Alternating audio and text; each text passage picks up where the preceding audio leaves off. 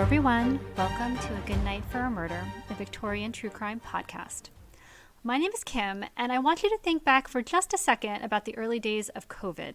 It was a scary time. To try and stop the infection from spreading, the government responded by mandating schools and businesses to close. They ordered curfews, shelter-in-place, stay-at-home orders. And we all had to get on board too, right? Self-monitoring and self-quarantine, because you could be spreading it and not even know. But what if the health department and the police showed up at your home and said, "We think you're spreading COVID and you need to come with us"? Absolutely no one would stand for that, right? Well, in the 19th century, government officials had started to realize that public health was a thing they needed to be concerned with. Germ theory had started to take root, and people were being asked to adopt all sorts of cleanliness practices that no one had thought twice about before. So they were kind of starting to figure out the why, but what to do about it was still not really fully baked. Because in 1906, the health department and police did show up at someone's door and take them away and force them to quarantine for a cumulative 26 years on an island in the East River in New York City. This is the story of Mary Mallon, otherwise known as Typhoid Mary. But first, a Victorian society tip.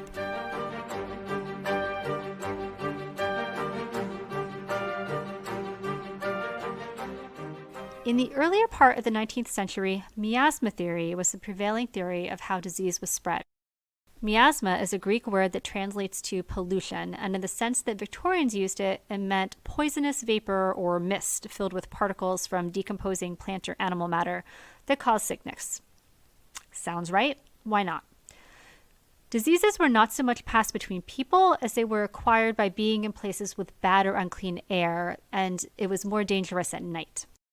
Here is how the experts recommended to protect yourself.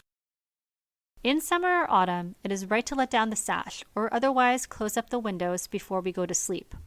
Two effects result from this. First, the exclusion of bad air, or the poison which produces autumnal fever. Second, the exclusion of moisture, which in the latter part of the night often chills the body. Separately, on the matter of personal hygiene, for a warm bath, the water should be from 93 to 98 degrees of heat. Baths should be taken 4 hours after a full meal and never remain too long in the water. Leave immediately if there is the slightest feeling of chilliness. Later, germ theory emerged. This is the idea that microscopic organisms, not miasmas, cause certain diseases. Ladies were advised to use skirt lifters to lift their hems off the ground as to not track germs into the home. They believed things like typhoid, tuberculosis, or flu spread this way. They do not, but if you want to see an ad campaign promoting this, I've posted that on my social media accounts. I will leave you with this last bit of advice for preventing flu, which simply states, don't worry, keep your feet warm.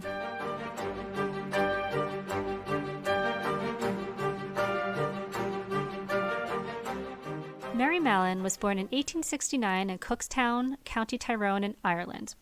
This was one of the poorest regions of Ireland, and during the years that Mary was growing up were particularly dark days. There was famine every year. Her diet would have been primarily potatoes. They didn't really have any plates or forks. I mean, what for? There was no food to eat. Things were pretty grim and bleak. When Mary is 14 in 1883, she immigrates alone to America. She arrives in New York City, where she lives with her aunt and uncle. Her aunt and her uncle died, and while she never shared much information about her past, she always refers to herself as being all alone. She was always alone. Like many Irish immigrants, she likely found work as a domestic servant, cleaning, doing laundry, and so on, until she somehow, over time, clawed her way up to the station of cook.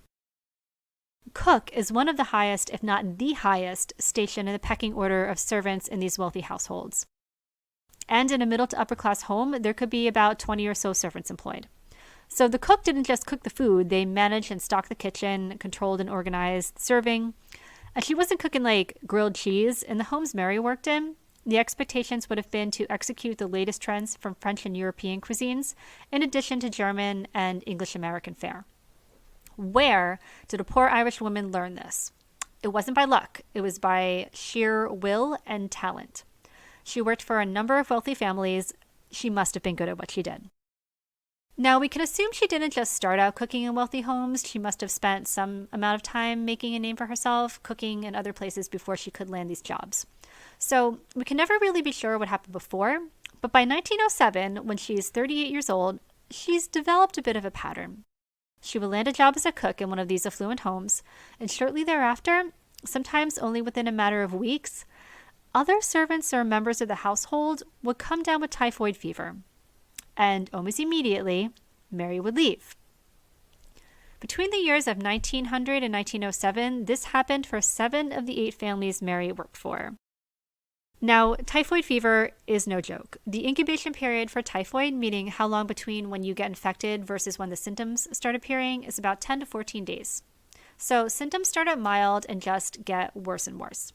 The initial symptom is a fever that never subsides. It just goes up and up and up, reaching nearly as high as 105 degrees. You can expect a ripping headache, weakness, fatigue, muscle aches, a dry cough, loss of appetite, stomach symptoms like pain, swelling, and diarrhea or constipation. You may develop a rash on your torso. These symptoms would develop over a period of about 2 weeks. Later symptoms include delirium and what is known as the typhoid state, where a person is unable to do anything except lay completely still, eyes half open, just exhausted and completely out of it. This stage of the disease can last for about a week, and if you survive this, your symptoms will slowly begin to subside and you will hopefully start to make a full recovery. Unless, of course, your body doesn't entirely fight the infection and the symptoms return and you can get typhoid all over again, which can happen for up to 2 weeks after the fever initially disappears. Yikes. So this is what Mary sees over and over again in the home she works for. Now, as I mentioned, we can only speculate what she was up to prior to 1900, but we do know her history from there forward. In 1900, she worked in Mamaroneck, New York, where within 2 weeks of beginning her employment, it's known that residents of the house contracted typhoid fever. In 1901, she moved to a home in Manhattan where it's reported members of the family and staff developed a sickness with fevers and diarrhea. 1 person in that home died. She left there and went to work in another affluent home where 7 of the 8 people in that house became sick. In 1904, she was hired by a wealthy lawyer named Henry Gilsey. Here, the servants lived in their own separate house. Mary was there a week when the laundress came down with typhoid, which spread to 4 more of the 7 servants. The blame for that one was pinned on the laundress, though it was never proven, and Mary immediately showed herself out. In Tuxedo Park, New York, she was hired by George Kessler, where 2 weeks later the laundress came down with typhoid and was admitted to St. Joseph's Medical Center, where her case was the first case of typhoid seen in a long while. In 1906, Mary takes a position working in the summer home in Oyster Bay on Long Island for the Warren family. That summer, 6 of the 11 people in the family come down with typhoid. Again, right away, Mary leaves.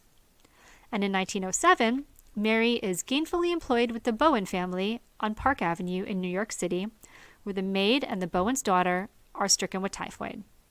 The daughter succumbs to the disease, and shortly after, the nurse who had been taking care of her also comes down with typhoid. So we never get an explanation as to why Mary always seems to jump ship immediately after these outbreaks. It's possible she's like, oh, well, this place has typhoid in it. I'm getting out of here. Or maybe she has some sort of inkling that it might have something to do with her. Either way, she hasn't had a chance to move along from the Park Avenue home just yet when a man turns up at the servant's door asking for her. He's a slight build, bespectacled, nerdy-looking fellow, and he is talking crazy. He comes into her kitchen where she's working. He says, I've been trying to track you down. You are making people sick. You are spreading typhoid fever. It happens when you go to the bathroom and you don't wash your hands, and I need samples of your urine, feces, and blood. And Mary is like, what? I'm sorry. You know what? Get out. And reportedly, she picks up a meat fork, points it at this man, and runs him out of her kitchen.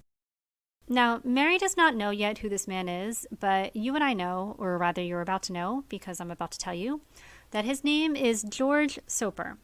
George Soper actually first entered our timeline back when Mary was working for the Warren family several months prior in the summer house in Oyster Bay. After the typhoid outbreak in the house, local officials had been out to the home to try to determine the source of the outbreak. By this time, it was known that typhoid was caused by bacteria found in fecal matter that gets into food and water. So officials on Long Island investigate all the usual suspects for this contamination, and they find nothing. The owner of the house, who only rents it out for the summer, is pretty concerned that if he doesn't get to the bottom of this, he won't be able to rent out his big fancy summer home to the rich city folk. And he starts asking around to see if anyone has any ideas that can help him out. And he is directed to George Soper. George Soper is a sanitation engineer, which, as far as I can tell, essentially means he's the health inspector. He apparently has had some experience diagnosing the root cause of other typhoid outbreaks in the past, so the landlord of the Oyster Bay house hires him to help him out too.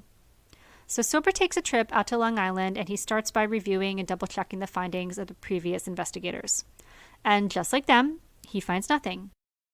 And the trail is kind of going cold until he learns that partway through the summer, the family, for whatever reason, brought in a new cook. And 3 weeks after the typhoid outbreak began, the cook up and left without any notice, an explanation, and no one knows where she's gone. Obviously, it's our girl Mary. So we know that cooking food and not washing one's hands can be particularly problematic, but the heating process usually destroys a lot of germs that can make us sick. But in Mary's case, one of her specialties was peach ice cream, where she would chop fresh peaches to the consistency of almost a puree, scooping as much juice back into the bowl as possible with her bare hands. Sounds delicious, also terrifying. So Soper checks with the employment agencies and references that help place her in the Oyster Bay home, and they don't know where she is. But this is where he uncovers her employment history for about the past 8 to 10 years that we talked about, and discovers that 7 out of the 8 homes she was known to work in had outbreaks of typhoid. So to Soper's mind, Mary was a criminal that was on the run. He would go on to call her a, quote, proven menace to society, and stated that under suitable conditions, Mary might precipitate a great epidemic. You can well imagine what havoc she would have wrought if her work had taken her to poor families. So while he's certain that this Mary Mallon is the source of these outbreaks, he can't for his life find her until he hears about the typhoid cases in the Park Avenue home of the Bowen family and confronts her in her kitchen.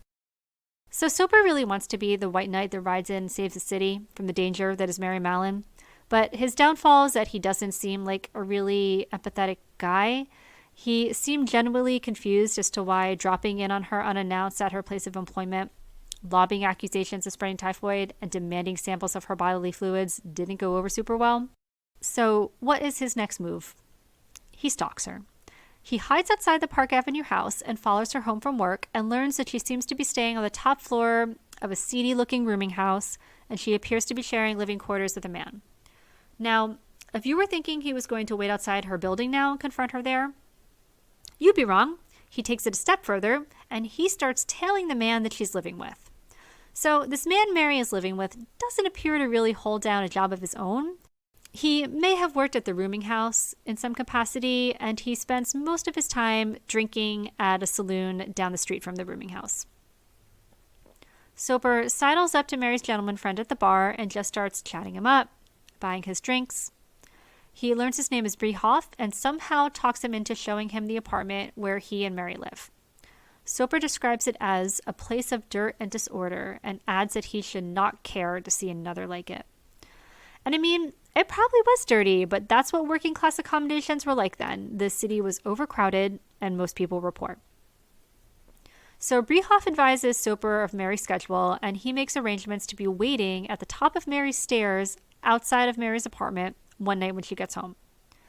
He brings one of his buddies this time, a former assistant who is actually a doctor, but it's most likely he just had him tag along for no other reason other than he's afraid of her. And you can imagine this encounter goes about as well as the last. Mary is irate. She swears up and down she's never had typhoid, never been sick a day in her life. What more? Typhoid is everywhere. What grounds does he have to accuse her of spreading it? After all, look at her. She's standing right there, the picture of health. Soper sees he's not making any progress, and he sees himself out, with Mary screaming at his back the entire way down the stairs. It's at this point that Soper kind of loses his patience with Mary, and after all, he has no official power to make her cooperate. So he reports Mary to the commissioner of the New York City Health Department. Soper reports, "I called Mary a living human culture tube and chronic typhoid germ producer. I said she was a proved menace to the community. It was impossible to deal with her in a reasonable and peaceful way, and if the department meant to examine her, it must be prepared to use force, and plenty of it." So the health department does respond. They have amongst their ranks a female doctor, Dr. Josephine Baker, that they send to where Mary is working at the Park Avenue home. Sending a woman was probably the only compassionate thought the health department officials had in this whole matter. Like, they could imagine how the uppity man pretending to be a doctor, creeping around, asking for her bodily fluids, might be sending the wrong message. But Mary doesn't respond any better to Dr. Baker. She slams the door in her face. The next day, the situation escalates. Dr. Baker and a team of policemen roll up to the Park Avenue home in a horse-drawn Department of Health ambulance, and officers are stationed at each exit of the house. Dr. Baker, with another officer at her side, knock, knock, knock on the door. Mary opens it, sees Dr. Baker's face, and immediately tries to slam it shut. But the officer jams his foot in the door, and Mary runs for it. She tears through the house with Dr. Baker and the officer after her, but they lose sight of her. Anyone they come across, they ask if Mary Mallon came through here, but no one will utter a peep. They're not giving up one of their own. Dr. Baker and the police search the house high and low when they spot footprints in the snow leading over the fence to the neighboring yard and call in a fifth police officer to help with the search. But she's in the wind. They can't find her. 3 hours in and ready to call it off, someone notices a tiny bit of gingham fabric caught in the door of an outdoor water closet, which is an outhouse, essentially. Ash cans have been piled against the door from the outside. So, the same as no one in the house would give her up, someone helped her hide there. They open the door, and Mary flies out of it like a shot. And to quote Dr. Baker, she's fighting and cursing, both of which she could do with appalling efficiency and vigor. Dr. Baker tries to explain they only want her to come in for some tests, then she could go home, but Mary isn't having it. She does not relent. She fights, swears, kicks, and it takes 5 police officers plus Dr. Baker to wrangle her into the waiting ambulance, where she continues to fight and scream all the way to the hospital. And Mary, I salute you. You know, from Mary's point of view, she was just trying to live her life, not bothering anybody, looking out for number one, meaning herself, because no one else is going to. And she doubled down over and over again that she had never had typhoid in her life. It's possible she did recall having and recovering from typhoid and just committed to the lie because, after all, she is walking around symptom-free. How could she be spreading it? But the most popular theories are that she luckily contracted such a mild case, she didn't even know she had typhoid. Or Wikipedia did cite a few sources that state she was born a carrier because her mother was infected with typhoid during her pregnancy with Mary. So they put an entirely well woman in a room in Willard Parker Hospital where she is regarded as, quote, dangerous and unreliable, and it is noted that she might try to escape if given the chance. The 2 heads of the bacteriological lab are put in charge of Mary's case, and they basically hold her there until she submits samples of stool, urine, and blood for testing. And to George Soper's pure delight, the results of her first samples reveal a pure culture of typhoid. And so, on March 19, 1907, Mary is ordered to quarantine at Riverside Hospital on North Brother Island. North Brother Island is a 20-acre island in the East River, about 2,500 feet west of Rikers Island. You can see the city from its shores. Riverside Hospital was initially established to treat smallpox patients and later on other quarantinable diseases such as typhoid, tuberculosis, and polio. Mary was housed in a small bungalow that included a living room, kitchen, and bathroom, outfitted with gas, electric, and modern plumbing. They also gave her a dog, a little Jack Russell Terrier or something. That's nice, I guess. Her food was brought to her where she would prepare it by herself, and she ate alone. She was forced to give samples for lab tests 3 times a week. Sometimes the results were positive for typhoid, sometimes they were negative, meaning her ability to transmit typhoid were intermittent at best. Now, the treatment prescribed by doctors sounds more like throwing spaghetti against a wall to see what sticks versus medical care. In Mary's case, the typhoid bacteria seemed to originate from her gallbladder. So gallbladder removal was recommended, but as we know, any surgery can be dangerous, especially Victorian-era surgery, so Mary outright refused to entertain their suggestion of surgery. She was given urotropin, which is a strong drug made from the combination of ammonia and formaldehyde, used to combat typhoid when it's present in urine, which was not Mary's case. They just thought they'd give it a try. She was given some medicine described as an anti-autotox plus brewer's yeast, combined with colonic irrigation to cleanse her intestinal tract. This had no effect. Rightfully so, Mary had little faith in these doctors trying to cure her. She wrote in a letter, "When I came to the department, they said the germs were in my intestinal tract. Later, another said they were in the muscles of my bowels, and laterly, they thought of the gallbladder. As time wore on, they collected samples less routinely. At one point, following the initial quarantine, she had a breakdown that resulted in the paralysis of her left eye, but was denied care from an eye doctor.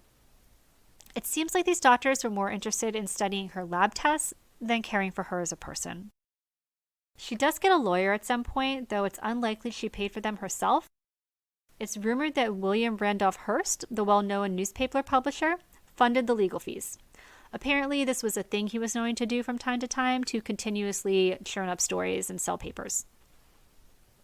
Through this, she arranged to send separate samples to an independent lab on the mainland who never found a trace of typhoid. Because there was none, or because the method of transport reduced the quality of the samples, we can't say. But that's what they say they found.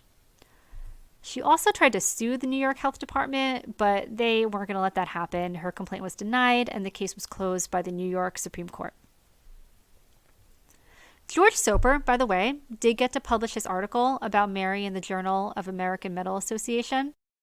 This is what garnered most of the media attention that nicknamed her Typhoid Mary.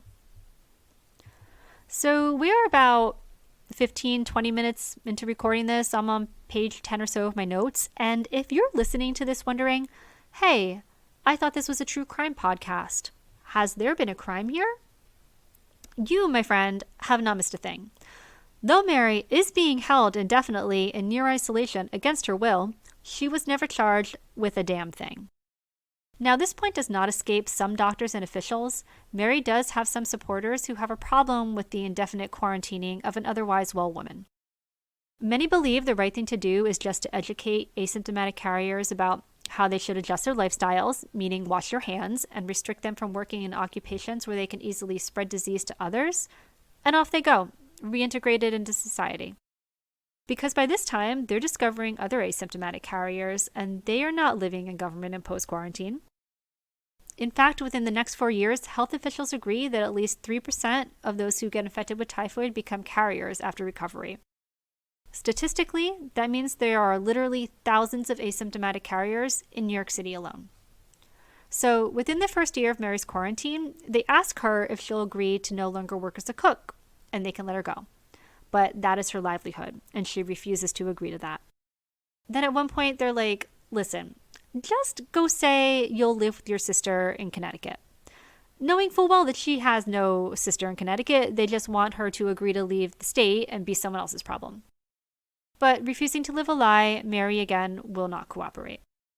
But after nearly 3 years of living on North Brother Island, Mary agreed she is, quote, prepared to change her occupation and would give assurance by affidavit that she would, upon her release, take such hygienic precautions as would protect those with whom she came in contact from infection.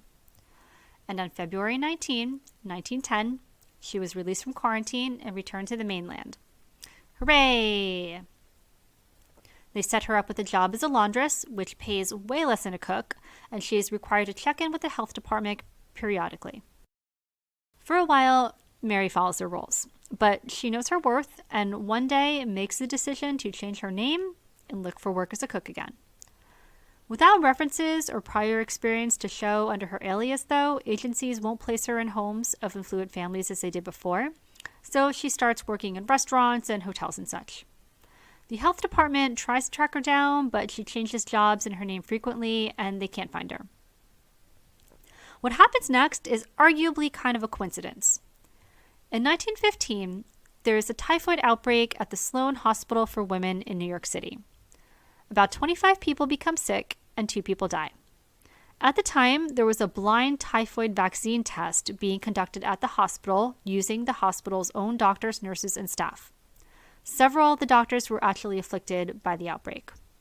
Mary, under an alias, is working in the hospital's kitchens.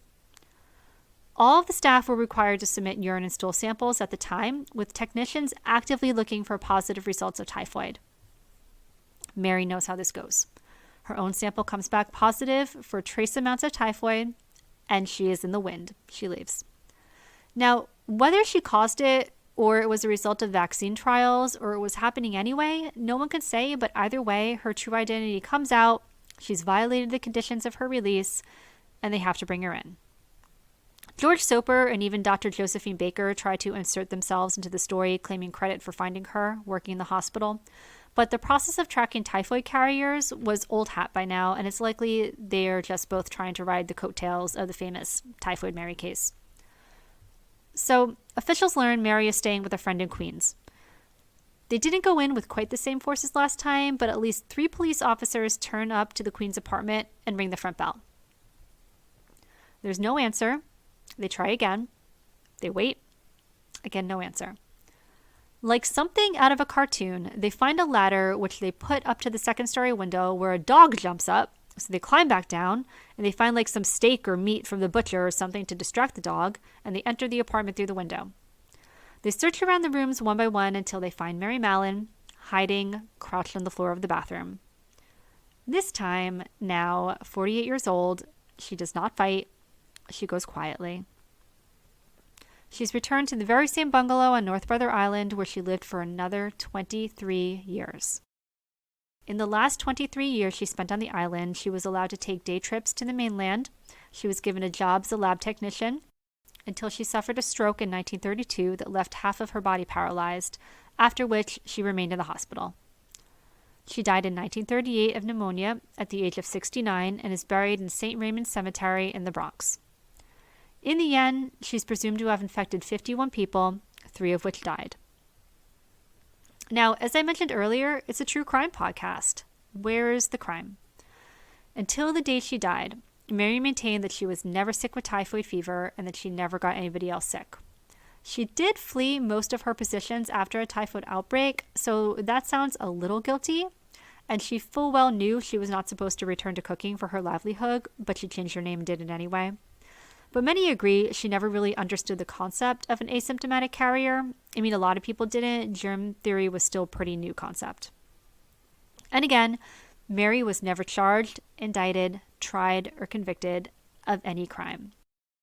But that didn't stop officials, doctors, the media, and public opinion from essentially calling her a murderer. A 1909 article that appeared in the New York American shows an illustration of her straight up dropping skulls into a pan, cooking up some death, as it were, with the title, "The Most Harmless Yet Most Dangerous Woman in America." The article itself does state that at the time there were approximately 50 people known to be asymptomatic typhoid carriers in the country, 15 of which were only discovered in the past 2 years, and none of them were in this indefinite quarantine like Mary. So the other side of the coin we have to discuss is a crime of ethics on the part of the government. Surprise. Legal precedent states that the health department, to accomplish and prevent the spread of contagious or infected disease, persons may be seized and restrained of their liberty and ordered to leave the state. Private houses may be converted into hospitals and made subject to hospital regulations. Buildings may be torn down, infected articles seized and destroyed, and many other things done which under ordinary circumstances will be considered gross outrage on the rights of persons and property. Well then. Still, there were many other typhoid carriers out there going about their own business, living their own lives. The arguments made for why Mary was treated so differently are usually because she was the first, because she was obstinate about it, but at its crux, it's widely regarded to be an issue of classism and sexism. The fact of the matter is that Mary was a working-class Irish woman and was thought inferior. Typhoid outbreaks, by the way, became fewer and fewer thanks to sanitary reform. We discovered antibiotics, which are effective at treating it. And there is a vaccine now, which is still recommended if you're traveling to parts of the world where food and water supply may be unclean. Just to give you all peace of mind about that. But I'm curious to know what all of you think about our friend Mary Mallon. Was she the villain or the victim? If you head over to Instagram or TikTok at A Good Night for a Murder, you can let me know there. Plus, see some photos of Mary, including one of her, put to bed like a patient in recovery in the Riverside Hospital when she's actually completely well. And the look on her face is just daggers. I have the illustration I mentioned depicting her cooking skulls in a pan, the bungalow she quarantined in, and a few other photos. You can also see the photos on the episode blog and all source links on my website at agoodnightforamurder.com. This includes a link to what I thought was an interesting documentary you can watch on YouTube about Typhoid Mary. And also, Anthony Bourdain wrote a book about Mary Mallon, which I read. All that is linked to you on the website. The bonus content for housekeeper and butler tier patrons for this episode are some stories about other famous typhoid carriers. To subscribe to Patreon and learn more about the podcast, you can visit agoodnightforamurder.com. Also follow me on Instagram or TikTok at agoodnightforamurder. Please rate and review and share with friends. Thank you for listening, and I will talk to you again soon.